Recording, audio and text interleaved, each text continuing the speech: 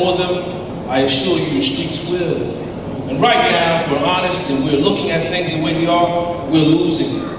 We're using our young queens to the streets because too many of us are captivated and caught up on our own personal struggles. I want to get to the fathers tonight and say to you, regardless if you're with or not with your mate, that mother, you're still aligned for the rest of life in the responsibility of being there for your daughter.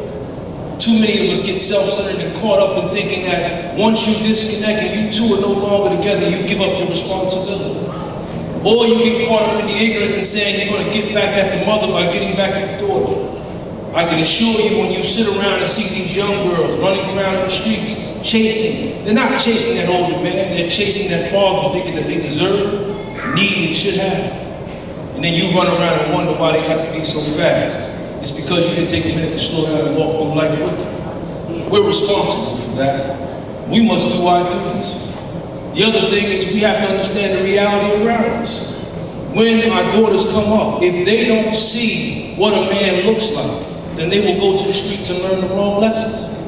Men don't talk filthy to women. Men are always respectful. Men don't ever call their women out of their names. How do we allow our young queens to become comfortable with calling themselves to be women? Men don't put their hands on women. Men are never abusive in any capacity. We must always show our young girls how important they are, how precious they are. And you can't do that from afar. You have to show up. You have to be there. And when you tell them you're coming to get them on a day, I don't care if the world stops moving, you be there. They count on that. They look forward to you coming to the door.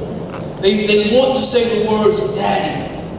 They're looking for that man. And when you lay out what a man is in terms of work ethic and how you dialogue and talk to women and how you deal with women, how you treat women as royalty. When I take my daughter anywhere, she never touches the door. I open the door for her.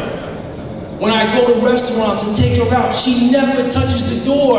I open it for her. Because I have to lay out for her the blueprint that the next individual who looks to be me has to follow that line. And there's a standard drawn because I've laid the groundwork for the standard to be there. But if we don't do that, then she allows anybody to treat her as substandard. And we can't allow that any longer. You have to take time and talk to our little girls.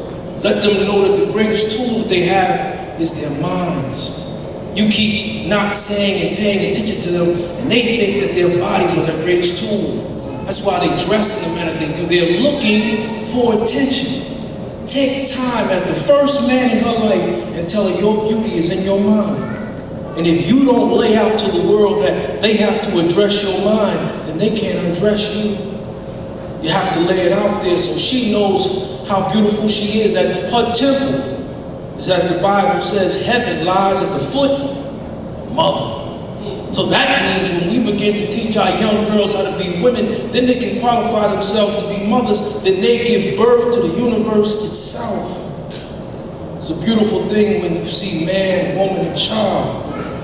But if you're not together physically, be together mentally so that the union stays together and we get back to building what once made us great, our families.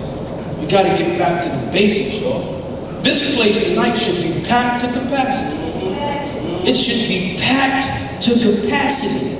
Because when I ride the streets at night checking on my babies, there's packs of young girls running around. And nobody's paying attention to them. And a lot of what we see in our communities is us neglecting to say something to people who we grew up with. Oh, that's such and such child. Oh, you see it? Oh, that's such and such child over there. You see it? Don't talk about them. Take time and talk to them. Because this is our responsibility. When I go anywhere and I try to be everywhere, they ask me, what babies are yours? All of them. All of them are mine. And if it comes a day where they have to be in trouble, or if death comes, I'm telling you right now, I'll leave so they can stay. You got to be committed to it like that. But I want to salute and thank all of you for coming tonight. And let's use tonight as the inception point of teaching others to be how we are, good fathers, and working with our mothers who, for the history of our struggle in America, black women have always held us down. Black women have always been on So it's time for us as black men to step up and get our minds and our lives right. And I want to say one last thing to you. You men, and it's not none in here, but you men who think it's okay to be predatory and prey on our young queens and make them be victims of your viciousness. If I ever find out who you are and see you, I'll be putting on a hoodie. And it won't be for Trayvon Martin, it'll be to introduce myself to you. We don't play about our queens.